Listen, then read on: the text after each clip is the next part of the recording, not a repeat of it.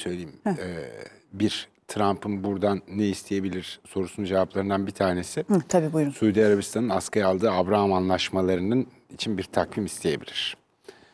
Bu ara ama İsrail, Jerusalem Post öyle ağlıyor ki bu geziden en çok korktuğu şey şu anda İsrail'in aralıksız takip ediyorlar. Hatta Jerusalem Post canlı yayına geçti biliyorsun. Biliyorum. Blog şeklinde canlı yayın yapıyor.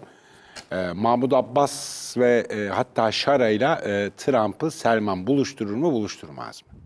Şu anda İsrail diken üstünde. Meta'nın söylediği şundan yana çok doğru. Amerika'daki Yahudi lobisi bu ultra-ortodoks Yahudi partilerin koalisyona girmesine de ilk başta karşı çıkmıştı. Pek sevmez Amerikan Yahudileri ve İsrail giderek ya tamam Trump bizi çok seviyor ama bizim de bağımsızlığımıza zarar vermeye başladı diye ağlamaya başladı. Bir, İran'la müzakerelerden haberi yoktu, son dakikada duydular. İki, bu geziye dahil edilmediler. Üç, Hamas'la doğrudan görüşmelerden çok rahatsızlar. Ve işte Hamas'ta bir Amerikalı İsrail rehini serbest bırakma kararı aldı vesaire. Hı hı. Şu anda Trump için ben Jerusalem Post'tan şeyi hatırlıyorum. Seçimden 3 veya 4 gün önce, Amerika seçimlerinden 3-4 gün önce şey diye bir başlık atmışlardı. İsrail'i seven Trump'a oy versin diye başlık atmışlardı. Evet. Şimdi geldikleri nokta bir miktar şey, ya tamam Trump bize iyi davranıyor ama bunun da maliyeti bizim özgürlüğümüzü artık şey yapmaya başladı diye.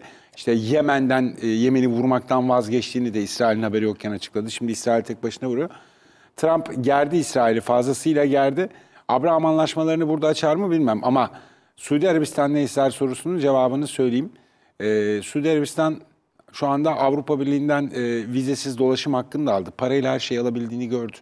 Yani işte Avrupalılar beğenmezler, Müslüman derler, Arap derler, burun kıvırırlar. Ama parayı gördükleri zaman da işte vizesiz seyahat hakkını da verdiler. Selman'ın isteyecekleri çok belli. Selman şunu istiyor. Bölgesel güç olarak Amerika'nın ben stratejik ortağıyım. Evet, sonuçta herifin bir hedefi var. Ben Dubai'yi geçeceğim. Birleşik Arap Emirlikleri'ni geçeceğim. Bununla ilgili isteyecekleri olacaktır. Göreceğiz bakalım. Peki Mahmut Abbas'ı davet etti Selman. Yani böyle bir görüşme olur mu? Trump'la emrivaki gibi şey. Ya şöyle. Gazze konusunda mesela farklı bir model mi düşünülüyor? Bir şey söyleyeceğim. Mahmut Abbas Gazze konusunda İsraillerden çok farklı durmuyor ki. Yani Mahmut Abbas Gazze'ye gitmedi ya. Mahmut Abbas Gazze'ye gitmedi. Mahmut Abbas kendi bir tane de Halef seçti şimdi. Filistin Kurtuluş Örgütü sahibinde çok olmayacak bir şekilde. Doğru. Mahmut Abbas çok rahat bir hayat yaşıyor. Ama eğer Şara ile gerçekten bir görüşmesi olursa Trump'ın bu İsrail'e çok büyük gol olur. İsrail'e inanılmaz bir gol olur. O yüzden de bugün bu ziyaretin en dikkatli takip edeceğimiz tarafı orası. Bir de F-35 satacaktır. Çünkü bazı Avrupa ülkeleri F-35'ten Kanada'da yan çizmeye başladı. Almaktan vazgeçmeyi düşünüyorlar. F-35'in şöyle bir üretim hattı var. Planlanan satış sayısı var. O satışın arkasına düşmemesi lazım.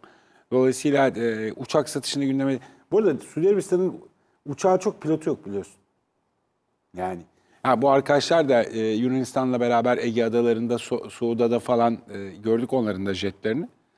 Şimdi Amerika biliyorsun ihtiyaç olup olmadığına, neye ihtiyacı olup olmadığına bakmadan bu Arap ülkelerine gelişigüzel her şeyi satıyor. Yanlış hatırlamıyorsam şimdi bir kontrol etmem lazım. Bu Patriot'lar, S-400'ler falan gündemdeyken ben bu satışlarına bakmıştım Patriot'ın, Raytheon firmasının ürettiği. Tabii bu işler o kadar karışık ki Münasır. Şimdi o konuştukça aklıma bir sürü şey geliyor. Özel biliyorsun bu S-400'den Türkiye'ye katsayı yaptırımları uyguladılar. Tabii. Neden Ruslardan aldın bizden almadın? Halbuki verme konusunda bir kere ayak diretmişlerdi. Şuydu buydu. Bu geldiği zaman katsayı yaptırımları şunlar bunlar gündeme geldi. Sonrasında Amerikan Savunma Bakanı Lloyd Austin vardı biliyorsun. Lloyd Austin Raytheon'ın başkan yardımcısı. Yönetimindeydi daha öncesinde. Generallikten emekli olduktan sonra orgenerallikten. Yani aslında perde arkasında Amerikan yönetimi bizim silahlardan al derken içeride de eski Amerikan yönetiminin adamları falan filan hep görev almışlardı. Bu Arap ülkelerine bakmıştım. Kimlere ne sattı diye. Bahreyn. Bir satış yapmışlar Özay. Köye kasabaya dahil yani yetecek kadar hava savunma sistemi satmışlar. Korkunç bir rakam. Suudi Arabistan'da daha çok şey satıyor. Bu. Al kardeşim al lan diyor satıyor adam. Ayım 120 havadan havaya füze. 3,5 milyar dolar. Havadan havaya füze satıyor aralıksız. Ya Suudi Arabistan uçakları ne zaman kalkıyor, ne zaman füze Özel bir de 3,5 milyar dolar satıyor. Aynen öyle.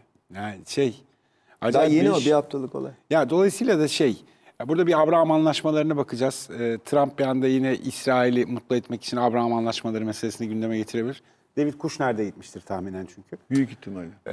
Bir oraya bakacağız. Jared. Bir de Şara ile Mahmut Abbas Trump'la böyle bir ayaküstü diplomasisi vesairesi gerçekleşir mi, gerçekleşmez mi? İsrail'in korkulu rüyası şu anda Şara.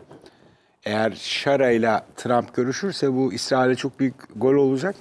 Söylediğim gibi yani şu anda Netanyahu en huzursuz zamanlarından bir tanesini geçiriyordur. Adım adım takip ediyordur ne yapıyor diye.